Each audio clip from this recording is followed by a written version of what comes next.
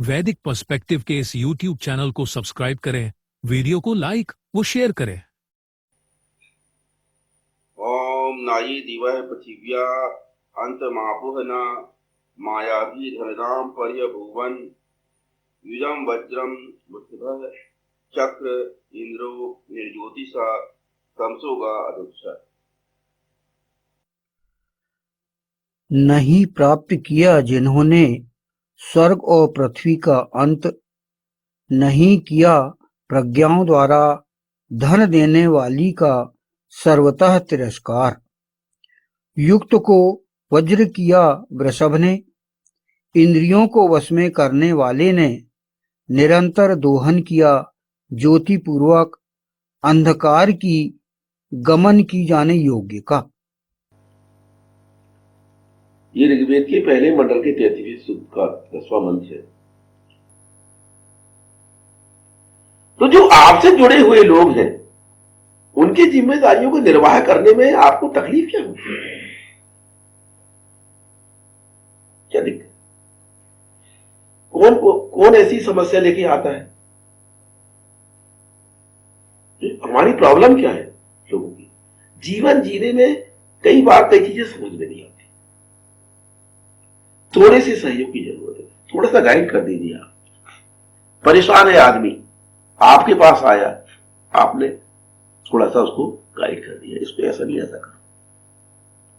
आदमी खुश होके गया, निश्चिंत होके गया। ये आपके होने का मतलब है। आप इसीलिए तो हैं। और उसको ये एहसास रहेगा कि कभी भी कोई दिक्कत आएगी तो मैं उनके पास चले जाऊंगा। तो आपके होने से एक आदमी निश्चिंत सो रहा है अपने घर में, यही तो प्रशंसा है।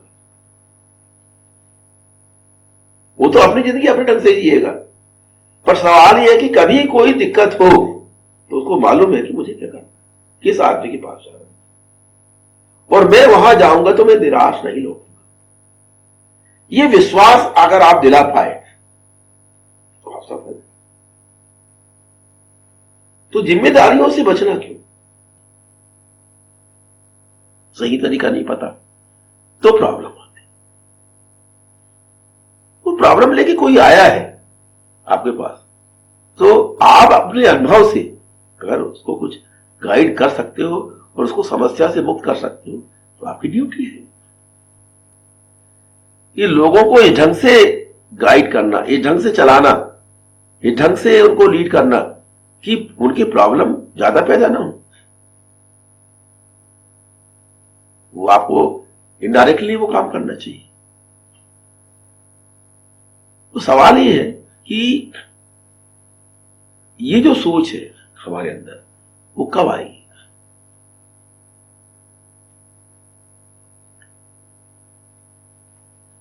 ये अगर ये परिवर्तन आ गया हमारे अंदर तो इस आंदोलन को हम आगे लेके चल सकते हैं। अपनी जिम्मेदारियों का निर्वाह।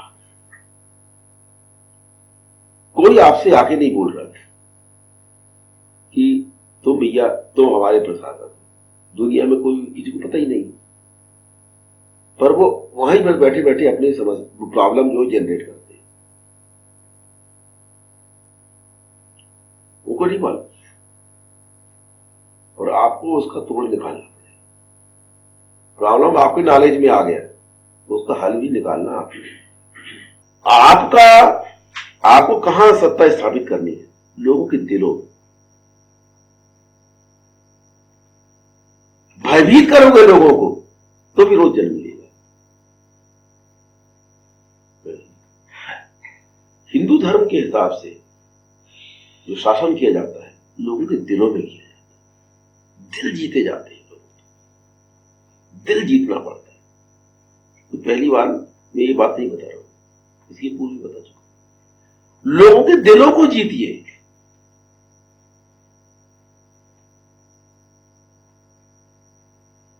यही तरीका हमारे जितने आचरण नायक उन्होंने लोगों के दिलों को जीता, इसलिए उनको कहीं विरोध का सामना नहीं करना, क्योंकि उनका माध्यम ही अलग थे। तो यही तरीका है यहां का। जबरदस्ती तुम अपनी सत्ता स्थापित करने की कोशिश करोगे तो सामने वाला विरोध करेगा, क्योंकि अपने ऊपर आपकी सत्ता का कोई एक्सेप्ट करेगा, फिर नहीं करना चाहिए। हर कोई अपने आप को ग्रेट समझता है और हर व्यक्ति ईशान ने भिन्न बनाया है और हर व्यक्ति को बहुत सक्षम बनाया है। तो अगर कोई आपको नहीं एक्सेप्ट करता तो नहीं ही करना चाहिए।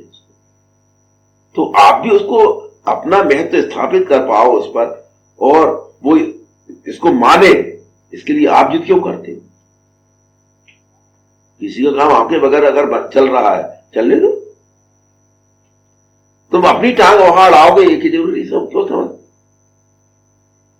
जीवन में कभी अगर उसको आपकी जरूरत पड़ेगी तो आपके पास आएगा, और नहीं पड़ेगी तो आप भी मुक्त है, वो भी मुक्त है।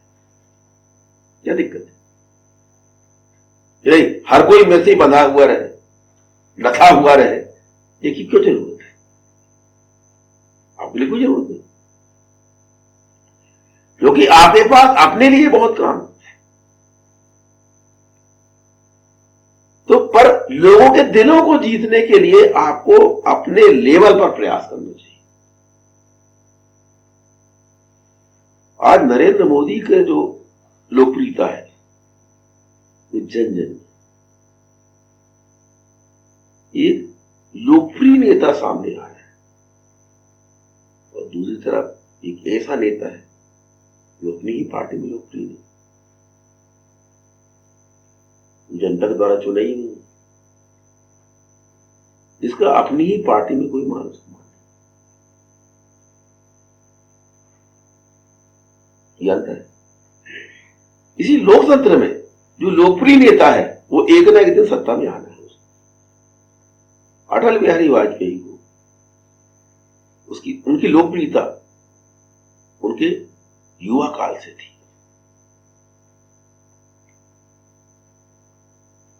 उनकी जो बोलने की जो शैली है उसके दीवाने लोग तब से थे।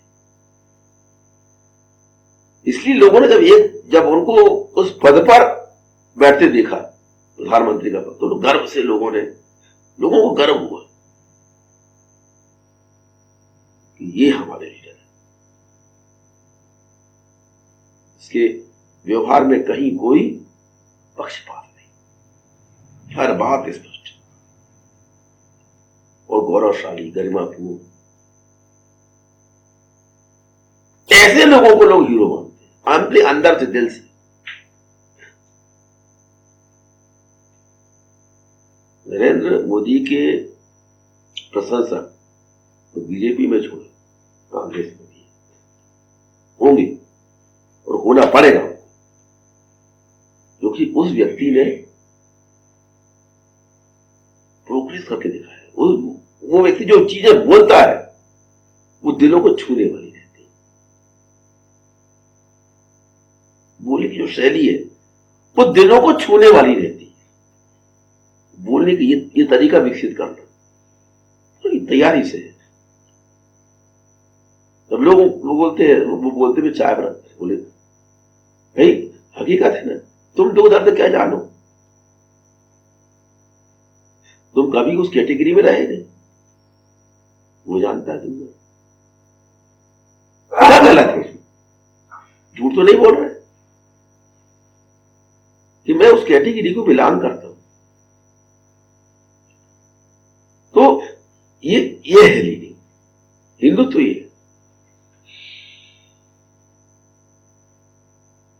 आपको जो भी काम करना है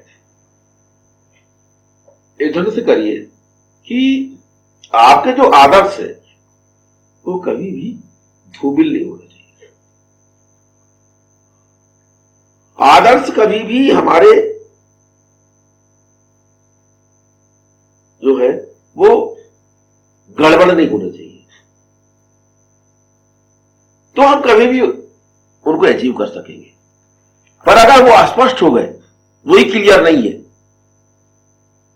तो हमारे आदर्श अपनाने की जो संभावना है उसी के साथ खत्म हो जाएगी। हमें मालूम ही नहीं कि आदर्श क्या है। तो हम गलत हो सकते हैं, पर आदर्श हमारे सही रहना चाहिए। जीवन मूल्य हमारे क्या है वो क्लियर रहना चाहिए। भले हम उन जीवन मूल्यों को आज नहीं अपना पा रहे हैं अपने जीवन, पर वो तो क्लियर है। कंस्ट्रक्शन है हिंदू धर्म का। वेद जो है वो स्थिर है, ईशान के नियम अटल है, वो नहीं बदलते, लोग बदलते रहते। तो उन अटल नियमों को अपने जीवन में अपनाना,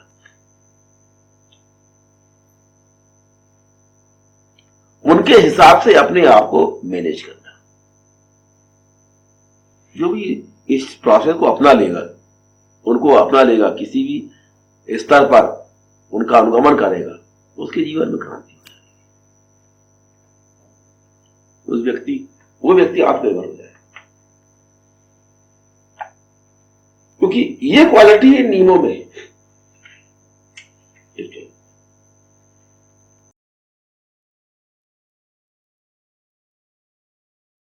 वैदिक पर्सपेक्टिव के इस YouTube चैनल को सब्सक्राइब करें, वीडियो को लाइक व शेयर करें।